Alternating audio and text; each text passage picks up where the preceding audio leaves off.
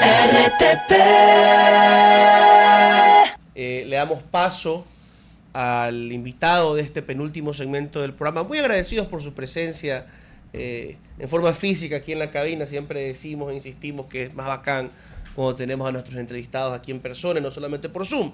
Él es el abogado César Poveda Valdivieso, coordinador legal del municipio de Guayaquil, y con él hablaremos de la última controversia en esta pugna entre el gobierno central y el gobierno local, la calidad de agua en Guayaquil. 3 claves nos trae del conflicto entre el gobierno y el municipio, doctor Poveda. Lo escuchamos. Abogado Poveda, bienvenido a RTP. Buen día, estimado César, ¿cómo está usted? Muy bien. Realmente no se puede analizar este conflicto entre el Ejecutivo y el Cabildo de Guayaquil si no es bajo la lupa de una gran mentira que se viene desarrollando constantemente por parte del poder. Y cuando la mentira se vuelve un ejercicio, lamentablemente va lacerando, pero creo yo que se está ya lacerando el pacto social como tal. Y cuando se trata de ocultar el caos que estamos viviendo, por ejemplo, en la ciudad de Machala, en un centro de detención, más de una veintena de muertos. Solo en Guayaquil este fin de semana 6 muertos y 5 heridos en el centro de la urbe. Y buscar dinamitar constantemente a través de noticias que únicamente generan recelo en la ciudadanía y tener que salir a desmentirlo es realmente penoso. Respecto de que se está trasladando a los ciudadanos guayaquileños agua que no es consumible, es una falacia tamaña. ¿Y por qué es una falacia que no tiene cabida? Porque existen todos los días, 365 días del año, pruebas realizadas tanto por EMAPAC como por Interagua para que a los ciudadanos les llegue agua de calidad. Lo que pasa es que aquí se está posicionando un discurso donde de forma realmente increíble se pretende confundir a la ciudadanía respecto de lo que es agua potable y el tratamiento de aguas residuales. Guayaquil es la ciudad que más trata aguas residuales en el país. ¿Y qué son aguas residuales? Porque la gente no entiende. Es el agua ya debidamente usada y que después de un tratamiento químico regresa al caudal del río Daule. Ahora, ¿qué es el agua potable? De donde se regresa el agua, 30 kilómetros aguas arriba, se toman más de 1.000 millones de metros cúbicos diarios para otorgar agua potable a la ciudadanía. Ahora, la pregunta ahí es, doctor, siendo el río Guayas más bien una ría, donde la marea penetra río arriba, ¿no será posible que algo del agua tratada, si es que no fue bien tratada, llegue a la toma de agua de la ciudad y por ende la contamine? Existen más de 70.000 pruebas realizadas por distintas entidades. Y en esta parte hay que ser muy claro. No solo es la SPOL, no solo es la compañía del TARES, no solo es EMAPAC, es el sello de calidad INEN, quien otorga claramente la capacidad para consumir agua para todos los ciudadanos de Guayaquil. El INEN no es una entidad municipal. El INEN es una entidad adscrita al Ejecutivo. Ellos nos han otorgado este sello de calidad que le permite a todos los ciudadanos consumir el agua de forma tranquila. Pero si se pretenden posicionar mentiras para tratar de ocultar el real caos que estamos viviendo y que nadie conteste sobre los 4 niños de las Malvinas, que nadie conteste sobre el Porsche Cayenne, que nadie conteste de los problemas que realmente agobian a la ciudadanía y se crean estas cortinas de humo para sencillamente seguir minando la voz del único actor político disidente en democracia, que es el alcalde Aquiles Álvarez, más allá del pueblo indígena, evidentemente encontramos la hilación de una serie de mentiras. Si se pretende posicionar en un tuit de que el agua de Guayaquil no es consumible, por Dios, vayan a las entidades que ellos mismos controlan y pregunten por qué nos otorgan un sello de calidad. Es que es irremediable. La verdad es tan palpable. ¿De qué año es este permiso o este sello de calidad que le dieron? Me permito leerle. Y de hecho usted lo va a deducir del encabezado del documento. Número DBC-SC 2025-452. Es de este año. Lamentablemente, cuando se trata de posicionar este tipo de discursos y este tipo de narrativas, y claro, se cuenta con un cerco mediático de entes que no son independientes como ustedes, se genera lamentablemente este tipo de cuestionamientos a lo dicho por el poder. Y lamentablemente hay que ser lo suficientemente frontales para decir que están mintiendo, abiertamente están mintiendo y están erosionando el pacto social. ¿Y qué es el pacto social? Es el hecho de nosotros, como ciudadanos, poder creer en el Estado y en la voz oficial. Hay un dato que viene de mayo del 2025 y le quería también preguntar si me ayuda con una ayuda a memoria. ¿Cuándo fue el primer conflicto también basado en este mismo tema con el Ministerio de Ambiente y con la señora Manzano a la cabeza? Porque es este informe que trae la Corporación de Agua para Todos en mayo de este año y que también lo sustenta la PUCE, que es justamente la Universidad Pontificia Católica del Ecuador, hablaba de que existen más de 500.000 niños en el país que toman agua con heces fecales. La Amazonía era una de las zonas más críticas. Obviamente hay temas de minería ilegal, pero también ponían a Quito y a Guayaquil dentro de este mismo estudio. Entonces, hagamos tal vez un recorrido de desde cuándo vienen peleando exactamente lo mismo en la calidad del agua y qué tanto también dicen los estudios, porque usted muestra un estudio técnico del SPOL, pero ¿qué pasa con, por ejemplo, organizaciones como las que he mencionado y la PUCE, que también muestran que hay dificultades para poder tratar o mejorar la calidad del agua en ciertas zonas? Hasta donde yo tengo entendido, ese estudio es un estudio a nivel nacional, no es un estudio respecto de Guayaquil. No, es nacional, por eso decía, 500.000 niños del país toman agua con heces fecales. La mayor afectación está en la Amazonía, pero ponían en el radar a Quito y a Guayaquil, que ahí sí nos compete. La ciudad de Guayaquil es la ciudad que más ha invertido a nivel nacional respecto del tratamiento de aguas residuales. El agua potable es la que nosotros estamos tomando en este momento, la que nosotros ingerimos, la que nosotros utilizamos para cocinar. El tratamiento de aguas residuales son aquellas aguas ya usadas que tienen un tratamiento especial, que en Guayaquil asciende al 60% del tratamiento de aguas residuales. Para el 2026 vamos a lograr cubrir, para ser ejemplo en Latinoamérica, el 100% de aguas residuales. Con ese porcentaje es óptimo hacer lo que hizo el alcalde, por ejemplo, en un video. Es que justamente se crea esta narrativa donde se busca confundir a la ciudadanía. El agua potable se toma la muestra 30 kilómetros arriba de donde queda la planta de tratamiento de aguas residuales en el río Daule. Si existe esa diferencia, 30 kilómetros hacia arriba, es imposible, salvo que se haya descubierto alguna nueva forma de que la fuerza de gravedad vaya en contra, de que las aguas de tratamiento, el tratamiento de aguas residuales vaya hacia arriba y contamine la toma del agua potable. Doctor, hay preguntas, mis compañeros, antes les paso brevísimamente, y lo digo a título personal, no del panel, y lo he dicho antes también, ¿no? Yo creo que hay una persecución, una riña que empieza desde arriba, pero no hay que descontar algo. Si bien el alcalde tomó agua directamente de la fuente de la planta potabilizadora, los guayaquileños o compramos el botellón o hervimos el agua por lo menos. No es que tenemos el agua más limpia del mundo, y ha sido una queja mía en el pasado, no contra esta administración, sino contra varias enseguidilla. O sea, no es quizá lo que dice la ministra, para mí probablemente no es lo que dice la ministra Manzano, pero tampoco es que se puede uno tomar el agua como se la tomó el alcalde en ese video. César, definitivamente existe una preocupación por parte de la administración para implementar constantemente mejoras al tratamiento de agua.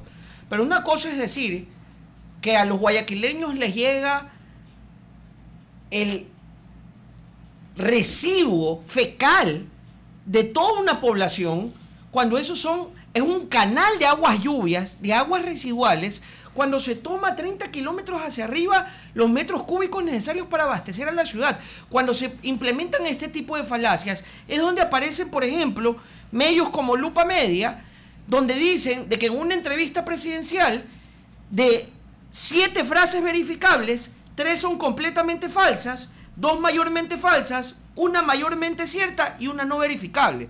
Es el 75% de mentiras lo que se trata de posicionar. Y cuando se gobierna con mentiras, evidentemente tenemos que salir a repostar y darle a la ciudadanía lo único que necesitamos. Verdades contundentes y palpables. Como un sello de calidad INEN que le garantiza a usted el hecho de que usted puede tomar agua. Yo no voy a hablar por las administraciones pasadas. No soy quien para poder hablar del Guayaquil de hace 40 años porque ni siquiera había nacido. Yo le hablo de la administración del alcalde Álvarez. La única voz disidente, y como usted bien lo señala, un perseguido político, porque es que hay que ponerle los membretes claros a esto. Y cuando se genera este tipo de cosas, cuando se genera este tipo de persecución, lamentablemente no importa el paraguas con el cual lanzar cualquier mentira. A ver, sí, podemos tomarlo de la siguiente forma y para darle paso también a mis compañeros, me disculpo. Pero yo quisiera, y se lo pido en calidad no solamente de aquí como panelista, sino como ciudadana, de que se trate el tema del agua. El tema político tiene que ir a lo político, y yo creo que lo señalamos hace unos minutos atrás. Aquí los únicos que salen perdiendo son los ciudadanos, no solo por la desinformación, sino también porque de alguna u otra forma se sienten afectados de saber si lo que está ocurriendo es cierto o no. Y para ello está usted aquí sentado, para decirnos qué tanto de porcentaje realmente se está optimizando dentro de los tratamientos para mejorar la calidad del agua, qué tanto es cierto que se puede tomar del grifo el agua como lo hizo el alcalde de Guayaquil, porque hay que darle certezas, la ciudadanía busca certezas. De hecho, hablamos de constituciones y el abogado Casanelo decía, el motivo principal de cambiar las constituciones es buscar certeza. Y hoy queremos la certeza de que el alcalde está haciendo justamente las acciones necesarias y está invirtiendo y está haciendo todo en lo que está en su medida posible dentro de su gestión para mejorar la calidad del agua de los ciudadanos guayaquileños. ¿Qué tanto de eso es cierto? Porque tenemos que dejar a un lado lo político. Si se dijo o no, o el presidente dice mentiras, no cabe en este momento. Disiento profundamente con usted.